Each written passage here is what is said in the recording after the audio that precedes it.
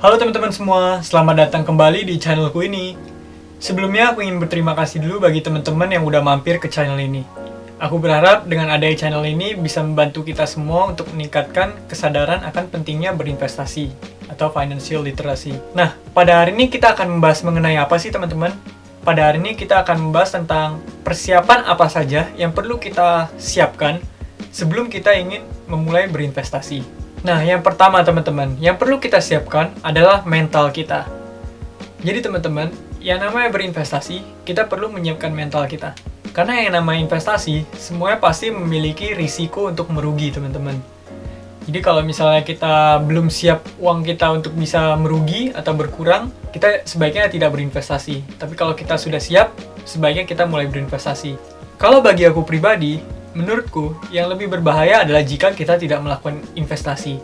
Karena jika kita tidak melakukan investasi, kekayaan kita atau aset-aset kita semuanya akan tergerus oleh yang namanya inflasi. Nah, bagi teman-teman yang belum tahu apa itu inflasi, teman-teman bisa coba cek videoku yang ini. Ini videonya membahas tentang apa itu inflasi dan berapa inflasi di Indonesia. Nah, yang kedua adalah pengetahuan mengenai berinvestasi.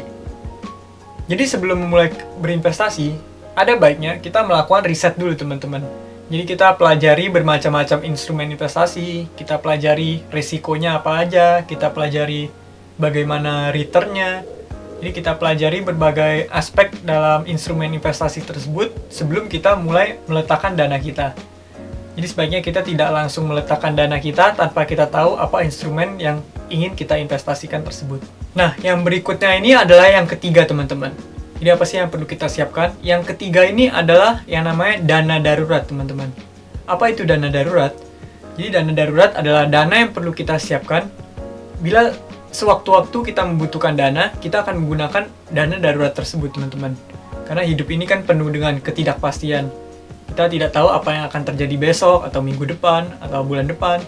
Kalau misalnya mendadak terjadi sesuatu dan kita membutuhkan dana cepat, jadi kita tidak harus menjual aset-aset investasi kita bisa menggunakan dana darurat tersebut. Dana darurat ini kita perlu siapin seberapa banyak sih? Angkanya beda-beda teman-teman.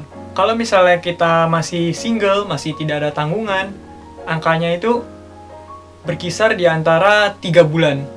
Jadi 3 bulan pengeluaran kita. Tapi ini rule of thumb ya teman-teman.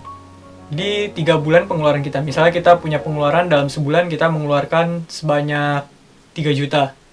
Jadi kalau misalnya kita masih single, tidak punya keluarga yang kita tanggung, tidak punya tanggungan, jadi kita bisa menyiapkan sebanyak 9 juta untuk dana darurat kita. Kalau misalnya kita udah memiliki keluarga, tentu angkanya bisa berbeda teman-teman. Secara rule of thumb-nya, pasti disarankan agar kita memiliki 6 kali atau 12 kali pengeluaran kita. Jadi kalau misalnya punya tanggungan, otomatis dana darurat kita akan jauh lebih besar ketimbang kita tidak memiliki tanggungan apa-apa.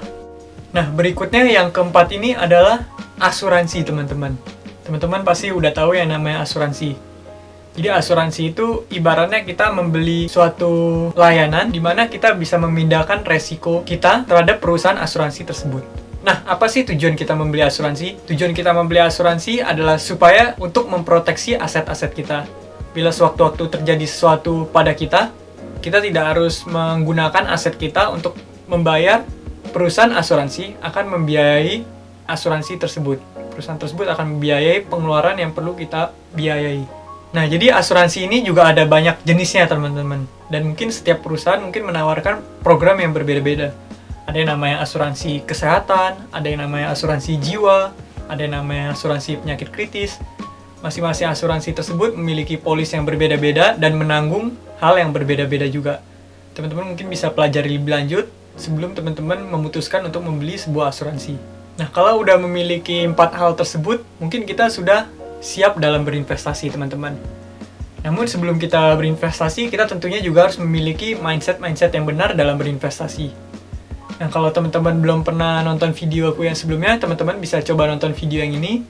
Di video-video itu aku membahas tentang mindset dasar apa sih yang perlu kita punya sebelum kita memulai berinvestasi. Dan ini yang terakhir, ada satu lagi tips dari Warren Buffett, teman-teman. Warren Buffett merupakan investor tersukses di dunia, bergerak di bidang investasi saham, teman-teman pasti udah tahu juga. Nah, jadi menurut Warren Buffett sendiri pernah berkata bahwa do not put all eggs in one basket. Artinya kita jangan menaruh seluruh aset kita di dalam satu instrumen investasi. Beliau mengatakan jangan menaruh semua telur kita di dalam satu keranjang. Karena istilahnya kalau misalnya keranjang tersebut jatuh, maka seluruh telur kita akan hilang, teman-teman. Begitu juga dengan investasi. Kalau misalnya kita taruh semua aset kita dalam satu instrumen investasi, maka kalau misalnya investasi tersebut gagal, kita akan kehilangan semua aset kita.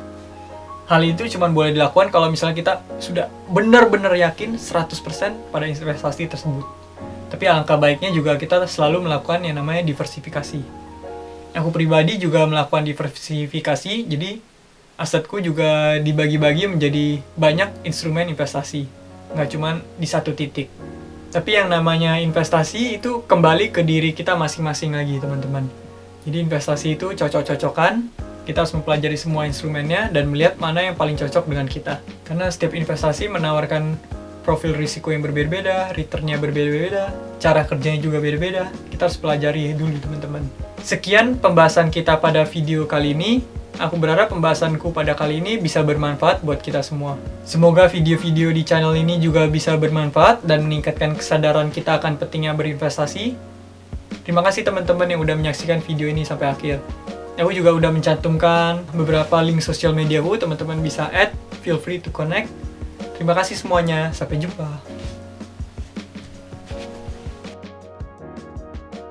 Kami mohon bantuan teman-teman untuk subscribe dan like video ini agar bisa menjangkau lebih banyak orang lagi. Setiap dukungan dari teman-teman sekalian akan sangat berarti buat kami. Selamat menikmati konten dari kami, semoga bermanfaat.